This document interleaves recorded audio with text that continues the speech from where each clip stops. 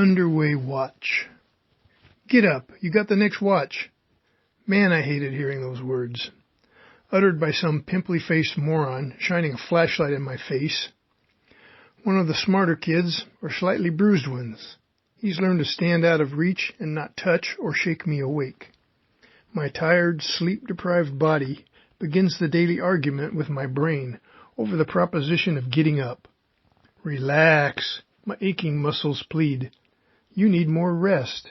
You can't go on like this forever. There are limits to human endurance. My brain responds with the guilt trip. So, you think you're the only exhausted sailor on this ship. Where's your sense of honor and duty to your shipmates? The subconscious debate continues as I lay in my bunk, trying to get my bearings, wondering, what day is it? Where are we? What am I doing here? My body absorbs the constant rumbling vibration generated by two 16-foot diameter screws, propellers, churning the ocean to white froth. Simultaneously, I'm being rocked gently to port, to starboard, and back, motion conducive to sleep. The ambient noise of a ship's berthing compartment drifts into my sleepy brain, a cacophony of snoring, wheezing, whistling, murmuring, and talking, the sounds of sleep. As usual, my brain has won the argument. I must get up. Brrr! It's cold. My shipmates have the air conditioner cranked down to the freeze setting, and my body has no desire to leave the cozy warmth of my precious sleeping bag. Not Navy issue.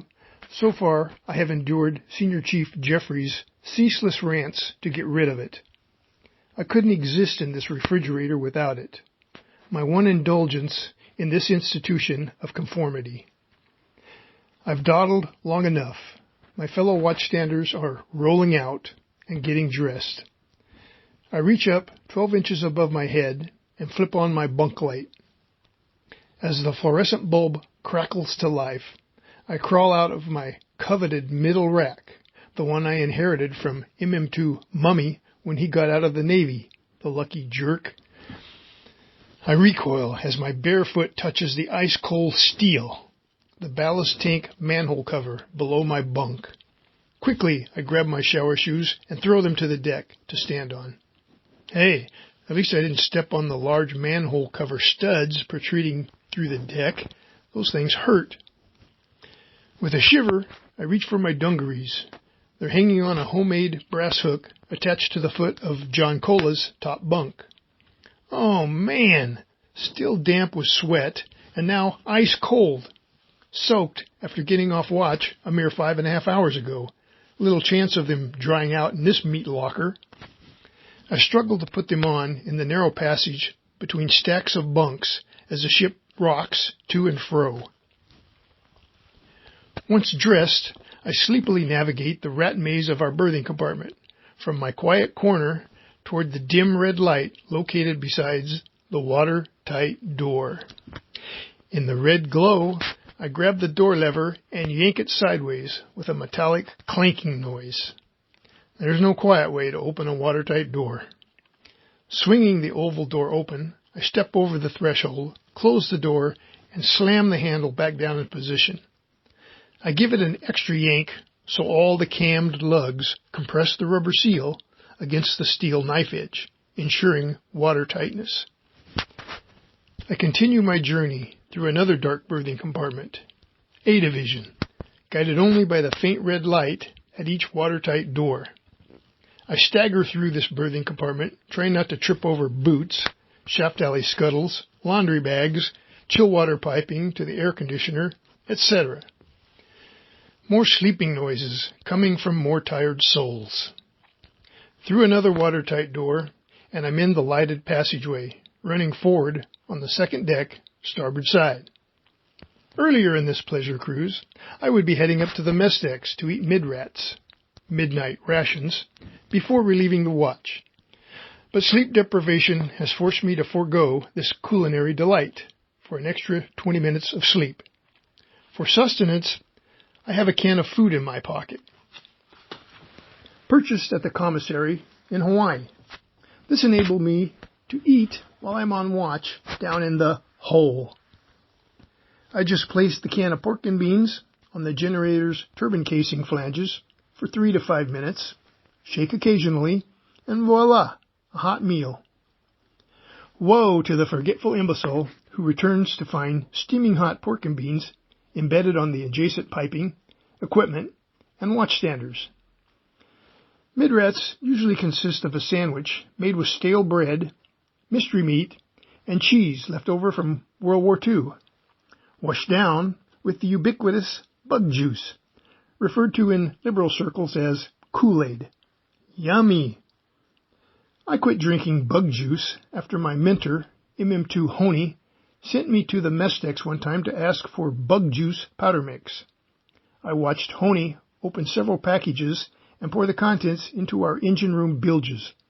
Within minutes, the slimy, filthy, oily bilges were scoured clean. Yeah, I probably don't want that inside my pipes. Also at Midrats, you get to witness your lazy, underutilized shipmates immersed in the easy life. They're eating popcorn, playing cards, watching the movie, trimming their toenails, etc. No Midrats for me. I walk by the open watertight hatch, providing vertical access to the hole, where I will be spending the next 6 hours, and continue forward another 30 feet down the P-way to the head, or the bathroom.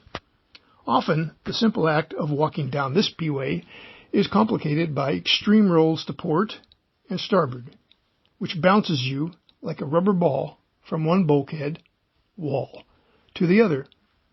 Not tonight, just a smooth, undulating roll, like a baby cradle. Business accomplished, I backtrack to the engine room access trunk. I pause at the open hatch, yawning, as my brain deciphers the roaring noise emanating from below.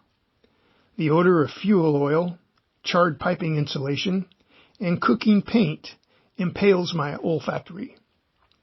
The engine room, being positively ventilated, shoots hot air up the trunk like a blast furnace in a steel mill. I bask in its warmth as sounds and smells are analyzed. The steam plant appears to be operating normally tonight.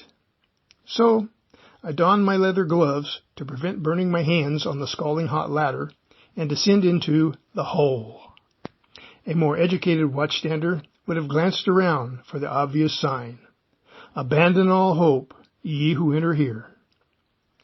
3 decks below, I emerge from the access trunk and step into the inferno, replete with deafening noise and abominable heat. My counterpart is ecstatic to see me arrive early. He wearily verbalizes the turnover report and bolts for the showers and his waiting bunk. The heat actually feels good to my frostbitten body, and my dungarees begin to dry out.